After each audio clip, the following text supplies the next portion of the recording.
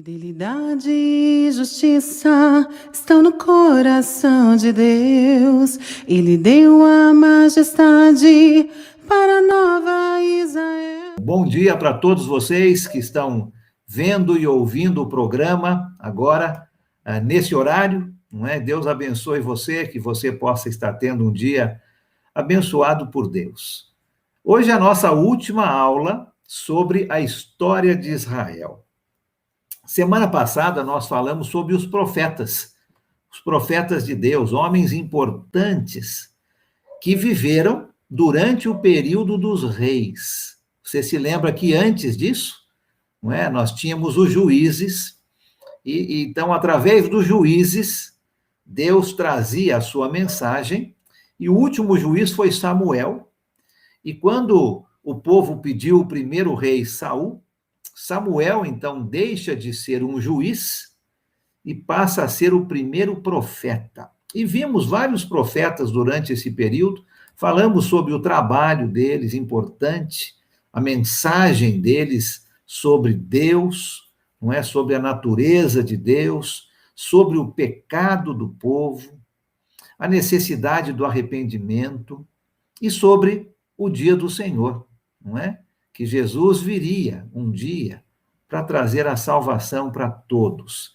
É um trabalho importante destes homens e muito corajoso, porque não era fácil falar para o rei, para o povo, que eles estavam em pecado, que eles precisavam se arrepender, porque senão Deus iria trazer um juízo sobre eles, não é? E esse juízo aconteceu com a Assíria, vindo e levando as 10 tribos do norte, Israel, para a escravidão, e depois este juízo veio com a Babilônia.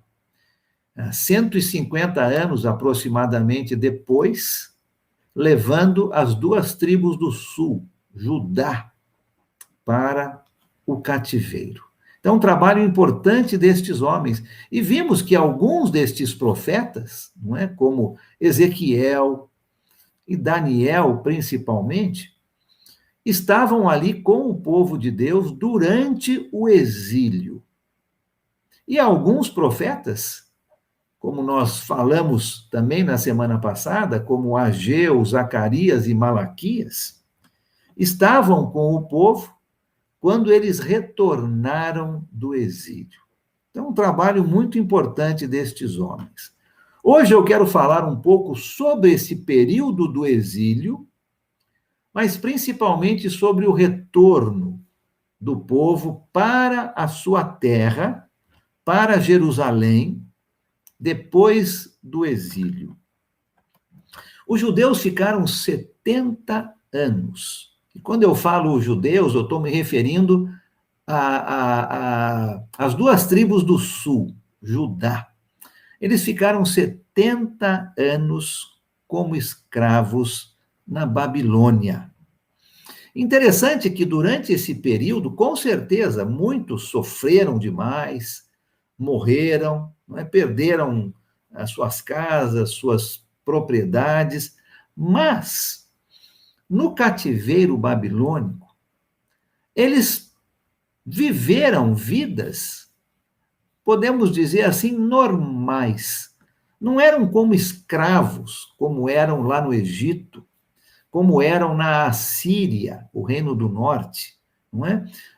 As 2 tribos do sul, que falamos, Judá, esse povo, quando foi levado para a Babilônia como escravo, eles tinham vidas aparentemente normais, não é? Eles tinham liberdade para poder casar, liberdade para ter seus próprios lares, liberdade até para plantar, para cultivar um pouco da terra durante esse período lá no cativeiro. Olha um exemplo comigo.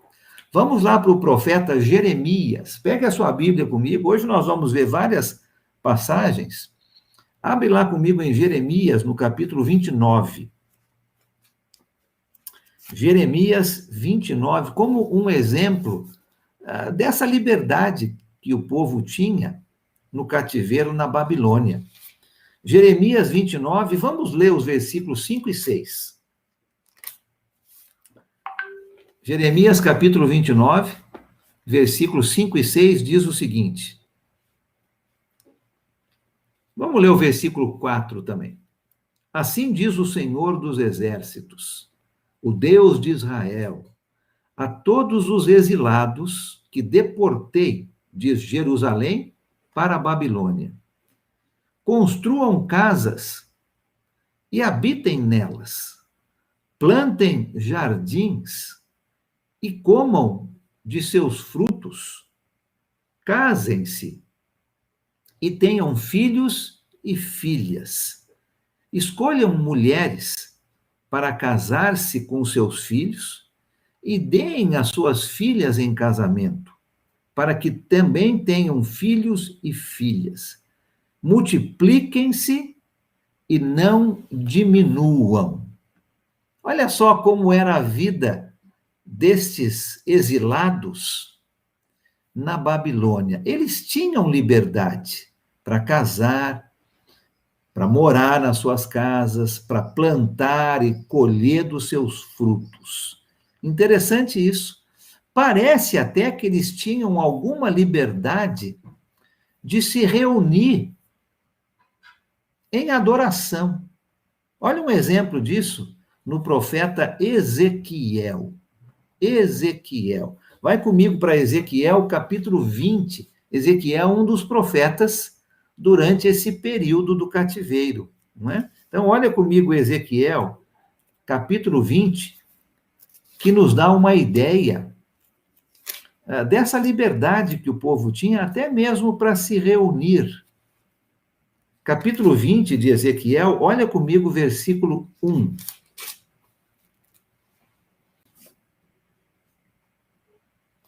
Versículo 1. No 10º dia do 5º mês do 7º ano do exílio, alguns dos líderes de Israel vieram consultar o Senhor e se sentaram diante de mim. Ezequiel escrevendo essas palavras, não é? Alguns dos líderes vieram consultar o Senhor e se sentaram na frente do profeta Ezequiel. Então, parece que até durante esse período de cativeiro, além dessa liberdade para construir casas, plantar, casar, parece que eles tinham uma liberdade até mesmo para se reunir, para adorar o Senhor. Mas nós aprendemos em Daniel que, infelizmente, o povo daquela região, não é? Os babilônicos e os medo-persas, eles eram idólatras. E, infelizmente, durante aquele período de cativeiro, a idolatria, ela foi ordenada, inclusive, para o povo que estava lá, o povo de Deus, as 2 tribos de Judá. O livro de Daniel é um bom exemplo disso. Daniel, no capítulo 3, nós não vamos ler o texto, mas você pode marcar aí, você lembra, não é? Aquela estátua do rei, que todos deveriam se ajoelhar e adorar a estátua do rei. Então, a idolatria estava presente, infelizmente, naquela terra, na Babilônia, e era uma ordem para o povo de Deus praticar a idolatria. Infelizmente, alguns judeus acabaram perdendo a sua fé. Alguns judeus, lógico, não entenderam o porquê deste exílio, deste cativeiro, ficaram bravos com o Deus Todo-Poderoso e perderam a sua fé. Olha no mesmo livro de Ezequiel. Agora vamos ao capítulo 18. Ezequiel, capítulo 18, vamos ler os versículos 25 e 26. Ezequiel 18, 25 e 26 diz o seguinte: Contudo, vocês dizem, o caminho do Senhor não é justo. Ouça, ó nação de Israel, o meu caminho é injusto? Não são os seus caminhos que são injustos? Se um justo desviar-se da sua justiça e cometer pecado, ele morrerá por causa disso. Por causa do pecado que cometeu, morrerá. Então, com certeza, alguns judeus não estavam entendendo este juízo de Deus. Estavam se revoltando, dizendo que Deus aqui, né, não era justo. E Deus está dizendo, olha, quem sabe são vocês que não são justos. Mas alguns, infelizmente, durante esses 70 anos no cativeiro, perderam a sua fé. E os livros de Daniel e de Ezequiel, esses dois profetas, são ótimas fontes de informação durante esse período de cativeiro. Leia o profeta Ezequiel, leia o profeta Daniel, e você terá uma excelente fonte de informação sobre esse período das duas tribos, Judá e Benjamim, durante esses 70 anos no cativeiro.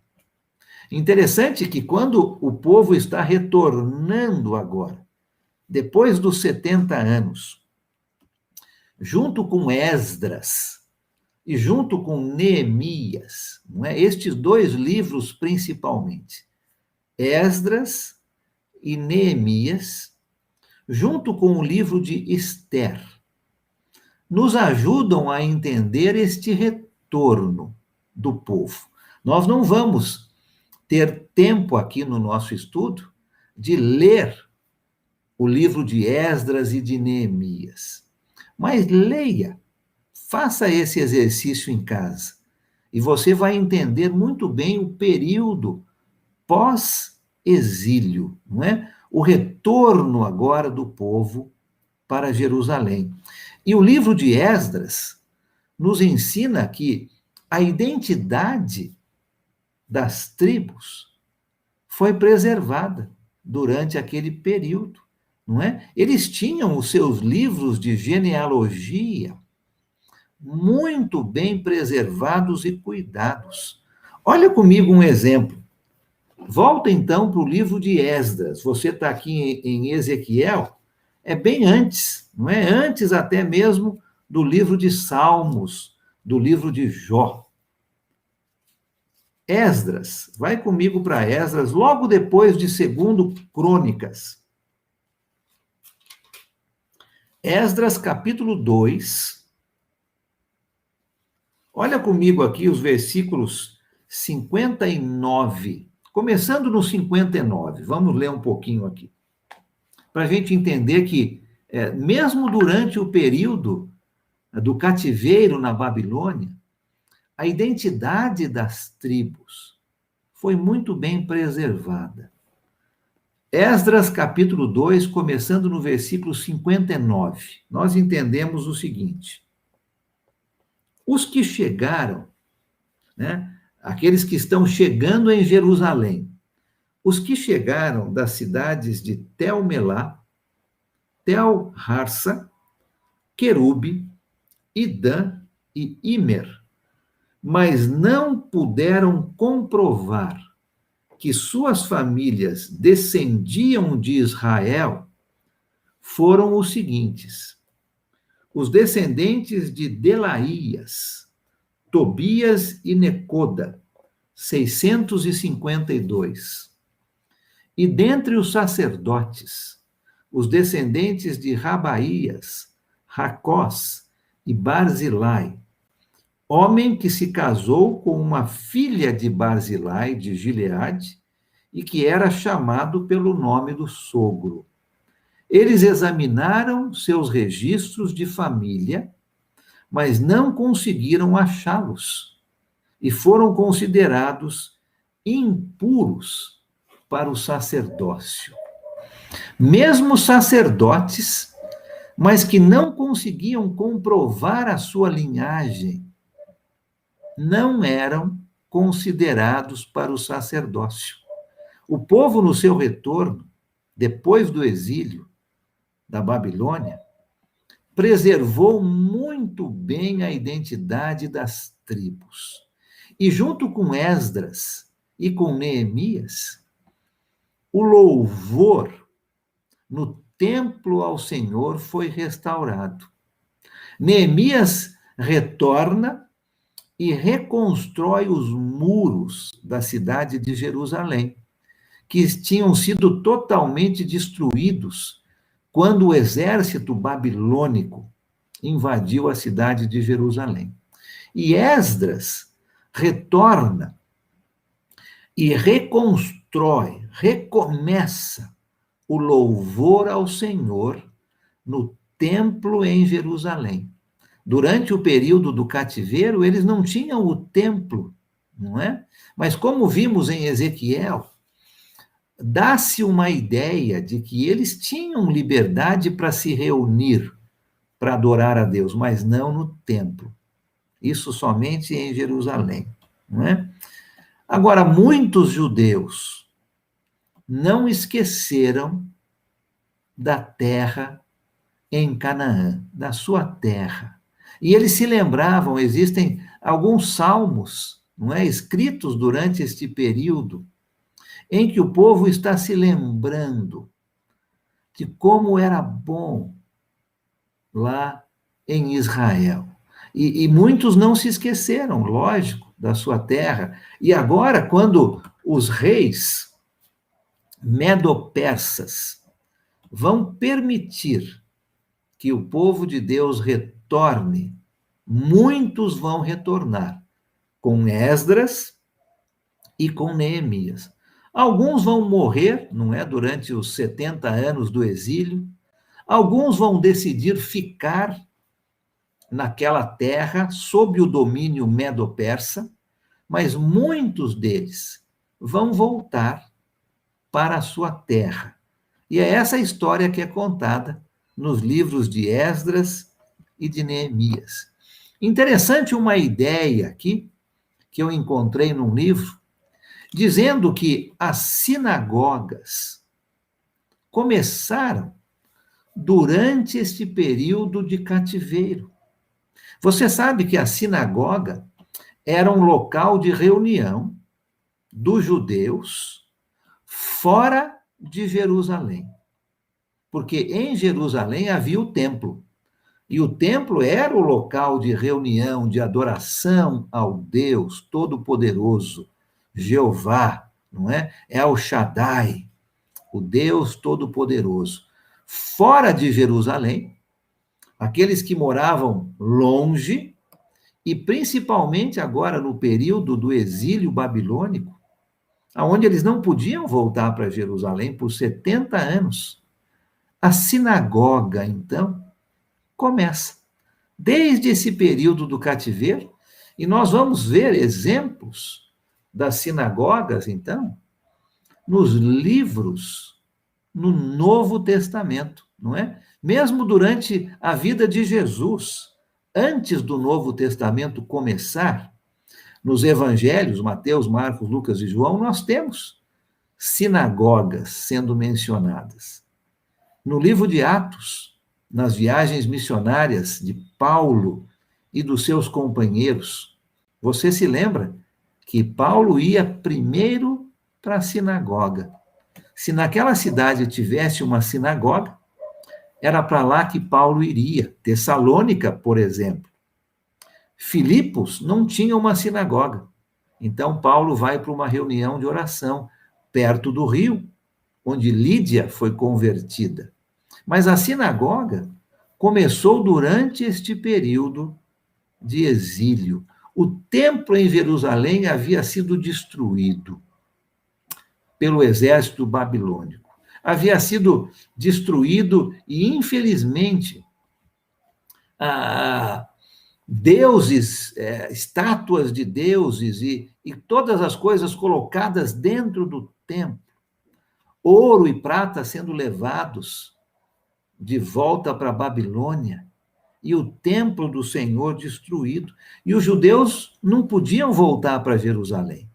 Por isso, locais, então, mesmo no exílio, foram construídos aonde a lei de Moisés podia ser lida, ensinada, e eles tinham um local de oração e de adoração a Deus. Interessante essa ideia, não é? Que a sinagoga começou durante esse período de exílio, 70 anos. Você se lembra que em 586 antes de Cristo, a Babilônia invade Judá e leva as duas tribos como escravos.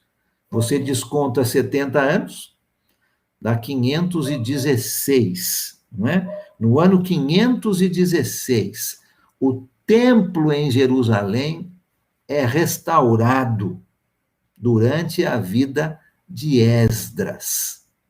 E nós vamos ler um texto que fala sobre isso. Mas 70 anos no cativeiro. Então, lá, eles adoravam a Deus em locais que foram construídos, chamados de sinagogas. E este costume, então, durou durante toda a vida do primeiro século, segundo século, terceiro séculos, ali, principalmente no primeiro século, que nós temos a Bíblia, o Novo Testamento, sendo escrito. Agora, depois de certo tempo, mesmo antes dos 70 anos serem completamente completados, o povo começou a retornar para Jerusalém. Então, junto com Esdras, junto com Neemias, você tem o livro de Ester e você tem os profetas Ageu, Zacarias e Malaquias. Estes 6 livros, Esdras, Neemias, Ester, Ageu, Zacarias e Malaquias, estes 6 livros foram escritos durante o tempo em que os judeus estão retornando para sua terra, para Jerusalém, para reedificar a sua cidade, os muros em volta de Jerusalém e o templo que foi construído por Salomão, não é? Quase 500 anos atrás, e que foi destruído pelos babilônicos. Então você tem, nestes 6 livros, Esdras, Neemias, Ester, Ageu, Zacarias e Malaquias, todos escritos durante este período do retorno. Os reis medo-persas, você se lembra de alguns, não é? Dario, Ciro, Xerxes, Artaxerxes, alguns outros reis medo-persas dominavam o mundo durante esse período. A Babilônia havia caído e a Medo-Pérsia, os reis da Mídia e da Pérsia, dominavam o mundo naquela época. Eles conquistaram a Babilônia no ano 539 antes de Cristo. A Babilônia conquistou Judá em 586. Então, praticamente 50 anos depois, a Medo-Pérsia conquistou a Babilônia. E eles agora é que dominavam todo aquele mundo, inclusive Israel, a terra lá em Canaã, não é? Os primeiros judeus começaram então a retornar para Jerusalém no ano 536. Pouco tempo depois da Medo-Pérsia dominar a Babilônia, os judeus recomeçam a sua volta. E eles voltam, em primeiro lugar, com Esdras. Olha comigo o livro de Esdras, vamos para o capítulo 1. Esdras, capítulo 1. E nós temos uma uma certeza maior dessas datas, porque existem os reis medo-persas, que são muito bem documentados na história, quando eles começaram a reinar, quando eles deixaram de reinar. Então, de acordo com essas datas que temos na história, nós então datamos com uma precisão muito grande estes eventos que eu vou falar agora. Então, os primeiros judeus começam a retornar para Jerusalém no ano 536 antes de Cristo. Eles foram para o cativeiro no ano 586.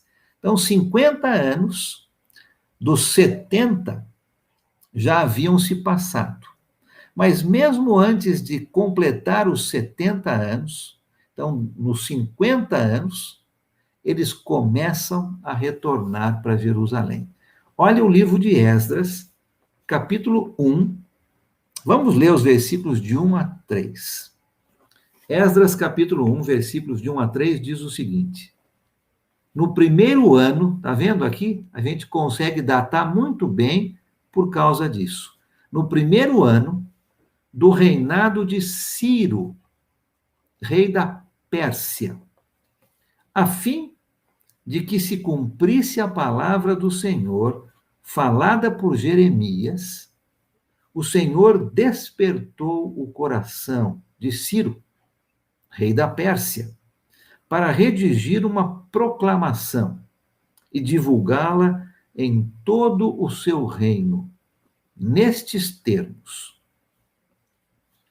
Assim diz Ciro, rei da Pérsia: o Senhor, o Deus dos céus, deu-me todos os reinos da terra e designou-me para construir um templo para ele em Jerusalém de Judá.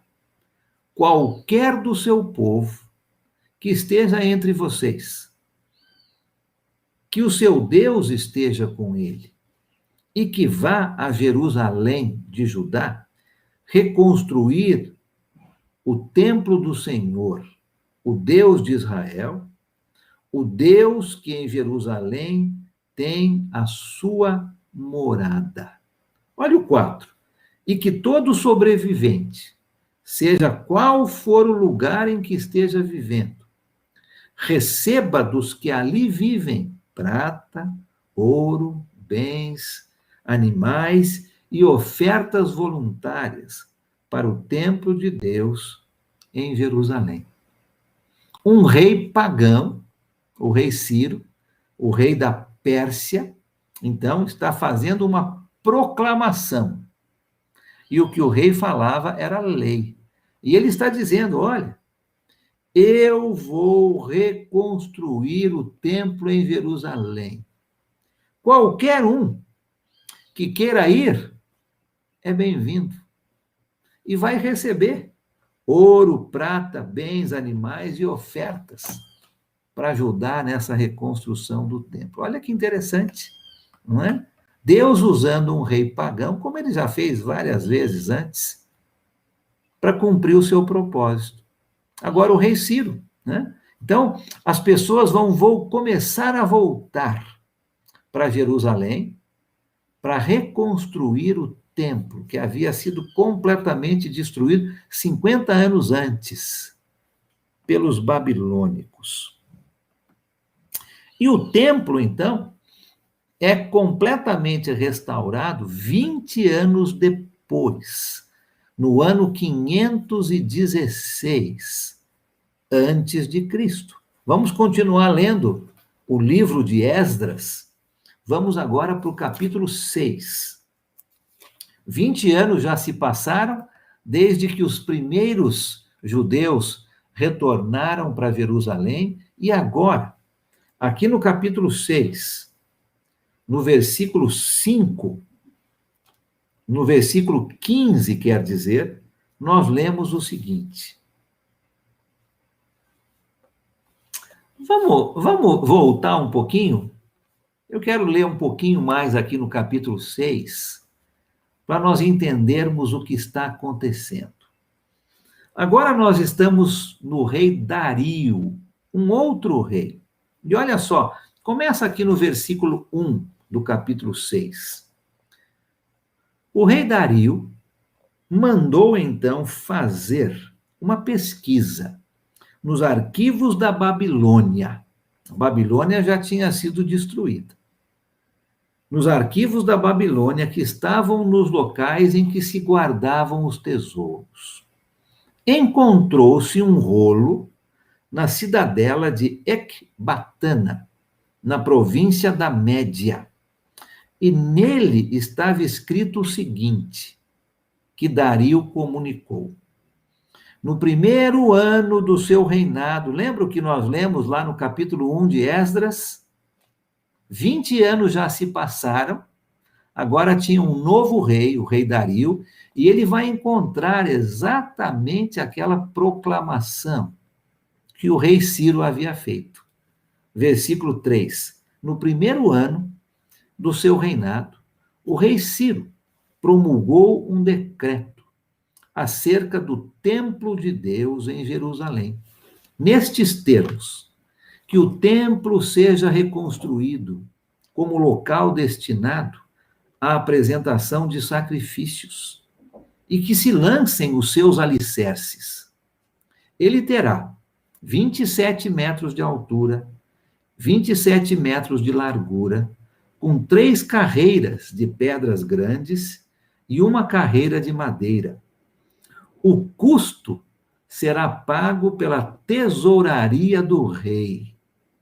E os utensílios de ouro e de prata da casa de Deus, que Nabucodonosor tirou do templo de Jerusalém e trouxe para a Babilônia, serão devolvidos aos seus lugares, no templo de Jerusalém. Devem ser colocados na casa de Deus. Olha que interessante, né? O rei Dario vai fazer uma pesquisa e encontra o decreto que o rei Ciro, 20 anos atrás, havia promulgado. Aquele que nós lemos no capítulo 1 de Esdras, sobre a reconstrução do templo. E o que eu achei interessante nessa leitura está aqui no final do versículo 4. O custo será pago pela tesouraria do rei. Como seria bom, não é? Se nós pudéssemos levar esse texto para todas as prefeituras da nossa cidade e mostrar e falar, olha, não é?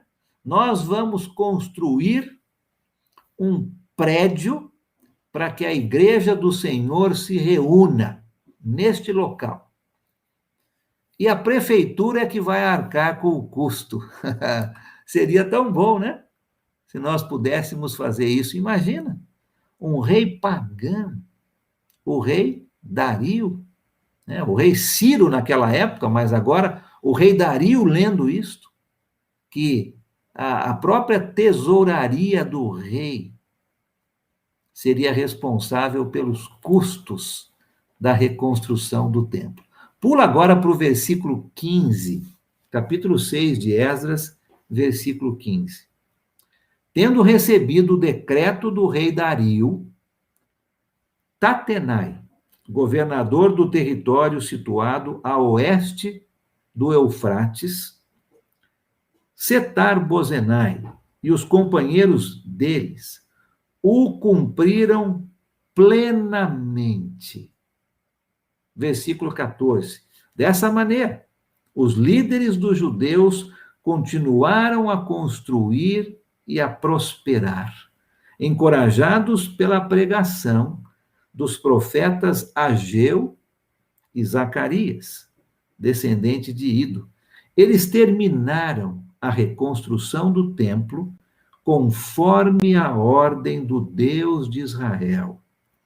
E os decretos de Ciro, de Dario e de Artaxerxes, reis da Pérsia. O templo foi construído no terceiro dia do mês de Adar, no 6º ano do reinado do rei Dario. Conseguimos, então, colocar uma data com grande exatidão para a reconstrução do templo. O 6º ano do reinado do rei Dario, o ano de 516 antes de Cristo. E aí completamos os 70 anos, não é? O povo agora tinha o seu templo novamente, na cidade de Jerusalém, para recomeçar a adoração ao Senhor no templo. Isso com Esdras, né? Esdras responsável pela reconstrução do templo e de reiniciar o louvor a Deus no templo em Jerusalém. Agora, um pouco mais para frente, nós temos a história de Esther, não é? Alguns anos mais para frente, talvez aí uns 35 anos mais para frente, nós temos a história de Esther, né? Durante este período, nós ainda temos a Medo-Pérsia dominando o mundo, e Esther, você se lembra, é uma judia que vai se casar com um rei da Pérsia. E através dela, através da coragem de Esther, o povo judeu não vai ser exterminado. Nós temos essa história no livro de Esther. Se você quiser abrir comigo lá no capítulo 2, você tem Esdras, Neemias e logo depois o livro de Esther. Esther, capítulo 2, vamos ler somente um versículo. Depois você pode ler o livro de Esther. É um livro pequeno, mas um livro muito, muito interessante. Olha o capítulo 2, versículo 16. Como a rainha Esther vai salvar os judeus do extermínio. Capítulo 2, versículo 16 diz o seguinte: ela, né, falando sobre Esther, ela foi levada ao rei Xerxes, à residência real, no 10º mês, o mês de Tebete, no 7º ano do seu reinado. Então, temos mais uma vez essa data, não é? E essa data corresponde ao ano 479 antes de Cristo. A rainha Esther vai, então, até o rei Xerxes e conta para ele, né, o que vai acontecer. E você tem o restante da história, não vou contar ela aqui, mas ela acaba salvando o seu povo, o povo judeu, de ser completamente exterminado durante este período.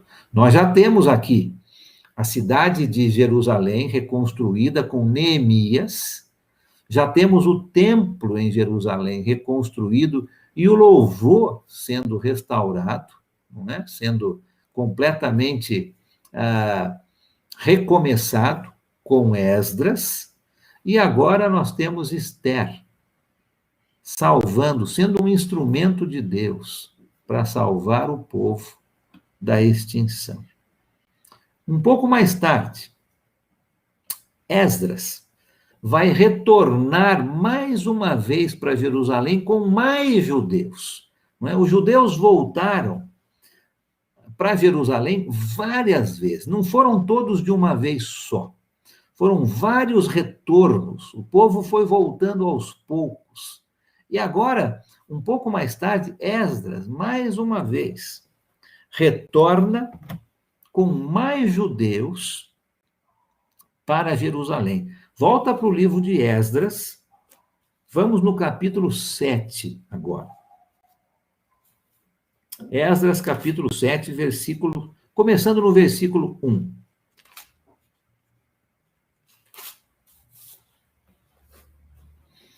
Temos uma data de novo aqui, porque temos um outro rei, né, da Medo-Pérsia. Olha o versículo 1. Depois dessas coisas, durante o reinado de Artaxerxes, rei da Pérsia, vivia um homem chamado Esdras.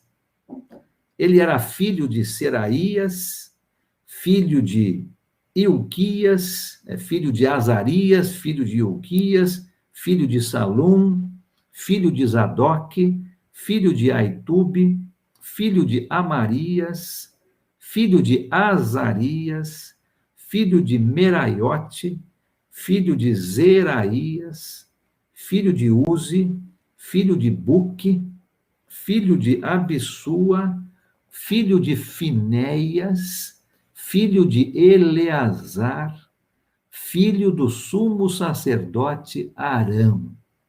Você tem toda a genealogia de Esdras. Esdras era um sacerdote, e ele vinha na linhagem do sumo sacerdote. Você se lembra? Dentro da tribo de Levi, todos sacerdotes. Uma família da tribo de Levi, a família de Arão, sumos sacerdotes. Esdras era descendente de Arão. Versículo 6. Esse Esdras veio da Babilônia. Era um escriba que conhecia muito a lei de Moisés, dada pelo Senhor, o Deus de Israel. O rei lhe concedeu tudo o que ele tinha pedido, pois a mão do Senhor, o seu Deus, estava sobre ele.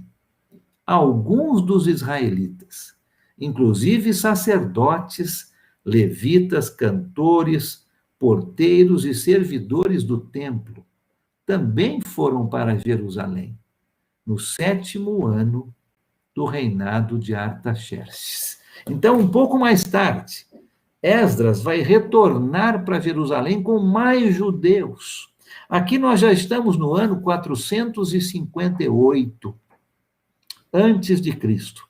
No finalzinho deste período de retorno pós-exílio. E depois nós temos Neemias. O livro de Neemias é um livro muito interessante. Talvez a gente até faça um estudo aqui sobre Neemias. Muito interessante o livro. Mas Neemias retorna mais ou menos nesse período. E ele, então, vai reconstruir os muros na cidade de Jerusalém. Vai para o livro de Neemias, logo depois de Esdras. Olha o capítulo 1, versículo 1. Nós temos uma outra data aqui. Neemias 1, versículo 1. Palavra de Neemias, filho de Racalias, no mês de Quisleu, no 20º ano. Então, você tem no 20º ano do rei Artaxerxes, o mesmo rei que Esdras havia descrito ali. No mesmo rei, agora no 20º ano. Então, alguns anos depois, enquanto eu estava na cidadela de Suzã, Hanani, um dos meus irmãos, veio de Judá, com alguns outros homens, e eu lhes perguntei acerca dos judeus que restaram, os sobreviventes do cativeiro, e também sobre Jerusalém. Então, temos uma data aqui, 20º ano do rei Artaxerxes. Pula para o capítulo 6 de Neemias. Vamos ler o versículo 15.